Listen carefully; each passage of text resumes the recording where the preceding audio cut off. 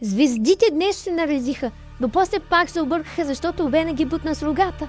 Слушай добре, този хороскоп е толкова безумен, че може да накара да зачудиш дали си роден в правилната зодия. Овен. Започваме с Овена, защото... Ами той ще набута да е първи. Не си като червен светофар. Не, телец. Телец е днес на ръба. На ръба на масата, защото охранява последното парче пица. Не го ядосвайте, той не крещи. Той дъвче бавно и запълня. Близнаци.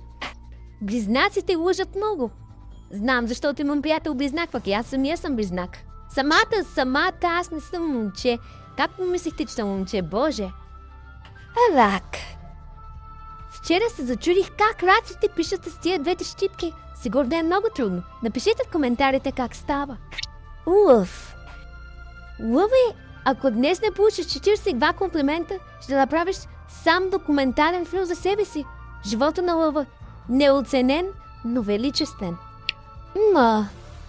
Ма ли казах? Боже, как ми хрумна. Добре, сега ще се поправя. Дева, ти днес си като Ексел с крака. Някой размести химикалката ти с 3 мм. Отивам в затвора за неопределено време! Продължаваме. Везни. Оле, това не прозвуча много добре.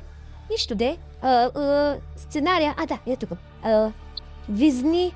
Ще стоиш 40 минути пред огледалото, чудейки се. Да ги смачкам ли днес или утре? Скорпион. Боц, кой е там? Доктора. Разбира се, че доктора. Кой е друг? Купидон. Днеска особено съм се размечтала. Купидон. Какъв е то Купидон? Добре, староци съжалявам, няма да се повторя, обещавам. Добре, хайде стига, къде да гледам сега? Горе или долу? Решете най-сетне. Или Козирог. Леле, господи, как ще обстен това, май няма. Добре. Водолей.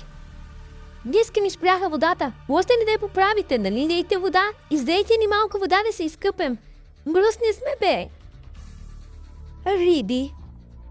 Рибите обичат да се давят в морето. Да. Невероятно шега, позволявам да се смеете. Ако се разпозна, извини се на ближния. Ако не, поздрави девата, тя вече ти е направила график, кога да се извиниш. Айде, чао, абонирайте се, аз съм Елена. Айде, чао.